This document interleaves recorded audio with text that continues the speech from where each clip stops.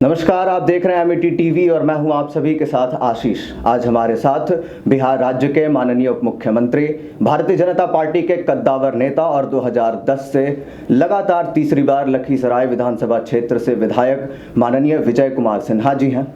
आप बाल्यकाल से ही राष्ट्रीय स्वयंसेवक संघ के सदस्य रहे, फिर उसके बाद एएन कॉलेज में स्नातक करने के बाद आपने अखिल भारतीय विद्यार्थी परिषद में भी सक्रिय भूमिका निभाई।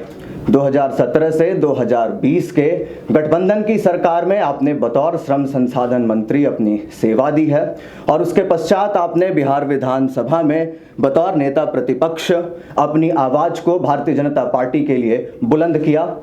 एमईटी विश्वविद्यालय के 2 दिवसीय बहुआयामी इवेंट एमिफोरिया के आप मुख्य अतिथि हैं। एमईटी टीवी में आपका स्वागत है। धन्यवाद। श्रीमान, बिहार के युवा, क्योंकि युवा देश का भावी भविष्य होता है, ऐसे में बिहार के युवाओं के लिए क्या क्या प्रकल्प, क्या क्या योजनाएं आपकी सरकार चला रही है? पहले तो मैं आपका धन्यवाद देता हूं और जानकारी दे दूं कि हम लोग युवा के समय से डिप्लोमा सिविल इंजीनियरिंग किए, उसके पहले एनएस कॉलेज में अखिल विद्यार्थी परिषद के साथ जुड़े हुए थे, काम कर रहे थे और पॉलिटेक्निक छात्र संघ के अध्यक्ष भी रहे जी। फिर डिग्री डिप्लोमा छात्र संघ के जनरल सेक्रेटरी भी, रोजगार संघ के। युवा के तकनीक और कौशल को बढ़ा करके उसके आत्मविश्वास को बढ़ाना, नए वातावरण में आगे बढ़ने का प्रेरणा देना, नया माहौल खड़ा करना और जो आज वर्तमान परिवेश में सेंट्रल गवर्नमेंट, स्टेट गवर्नमेंट की कई योजनाएं युवाओं को आगे बढ़ने का, उसके कौशल हुनर को बढ़ाने का, विकसित करने का जो माहौल खड़ा कर रहा है, तो निश्चित तौर पर इसके साथ जुड़ने पर, इसकी पूरी जानकारी प्राप्त करने पर और ऐसे भी हम रोजगार प्राप्त करने की लाइन में जो खड़ा होते हैं, जो युवा अपने मन के अंदर संकल्प लेता है कि हम स्वरोजगार की ओर आगे कदम बढ़ाएंगे, तो वो आधे दर्जन से ज़्यादा लोगों को कम से कम रोजगार का अवसर देता है। और ये रोजगार का अवसर युवाओं के लिए एक वरदान होता है। आज जिसकी ज़रूरत है, आज हमारी आधे से अधिक आबादी युवाओं की है, तो एक नए वातावरण के लिए ये माहौल की ज़रूरत है, इसमें सबकी भागीदारी आवश्यक है। श्रीमान, पथ निर्माण विभाग आप ही के अधीन है। पथ निर्माण विभाग में युद्ध स्तर पर कार्य किए जा रहे हैं। आगामी दिनों में क्या कुछ नया देखने को मिलेगा? देखिए, बिहार के अंदर पहले हम लोग सिंगल लेन, 2 लेन, 4 लेन तक पहुंचे थे। 6 लेन अब निकल चुका है। अब सुपर हाईवे से लेकर के और कई गति बढ़ाने का कार्य शुरू हुआ है।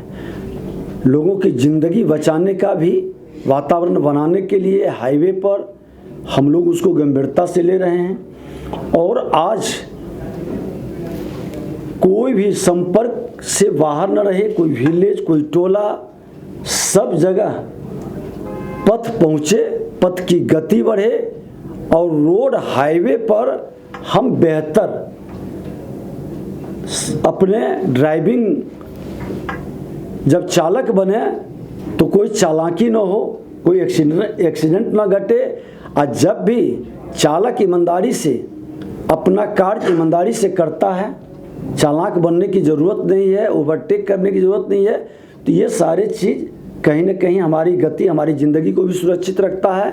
और पथ निर्माण विभाग के अंदर में बहुत तेज़ी से आज लगभग 3500 से ज़्यादा जो हाईवे बने हैं, स्टेट गवर्नमेंट के माध्यम से भी कई हजार किलोमीटर तक हम लोगों ने नया निर्माण किया है। कई प्रस्तावित है, कई वातावरण को बनाने के लिए कई पुल पुलिया आप देख रहे हैं कि बिहार के अंदर, आपके राजधानी के अंदर या कई जगह अटल पथ आज कितना सुलभ कर दिया जी जी। उत्तर बिहार दक्षिण बिहार को जोड़ने का।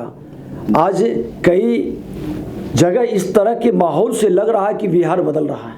अब तो बाहर के कई लोग आते हैं, उनको बुझाता है कि वो बिहार नहीं, एक नया बिहार है। और ये नए बिहार, नए देश के विकसित भारत के कदम से कदम मिला करके कदम बढ़ाने के लिए पूरी तरह से तैयार खड़ी है। श्रीमान प्रधानमंत्री मोदी जी कहते हैं कि 2047 तक भारत विकसित देश होगा। 2047 तक बिहार को आप कहाँ देख रहे हैं? क्या विजन, क्या मिशन आपकी सरकार लेकर चल रही है? देखिए, निश्चित तौर पर देश के प्रधानमंत्री या किसी भी राज्य के मुख्यमंत्री जनता के विश्वास को जीत कर आते हैं और उनकी जिम्मेवारी होती है कि हम उस विश्वास पर खरा उतरें। माहौल अनुकूल है, आज युवाओं की बड़ी आबादी है, हमारे युवा पूरी तरह से स्किल्ड हैं और ज़रूरत है हम विकसित भारत और विकसित बिहार बनाने का, क्योंकि विश्व का डिमांड है। जहां विश्व में बड़ी आबादी बुजुर्गों की हो रही है, बुढ़ापा की ओर कदम बढ़ा दिया है, वहाँ हमारी बड़ी आबादी युवा जवानी की ओर कदम बढ़ा दिया है। तो हम अपने ही देश नहीं, विश्व के अपेक्षा और आकांक्षा पर भी खड़ा उतरें। ये माहौल बनाने की ज़रूरत है और बिहार की इसमें अहम भूमिका होगी।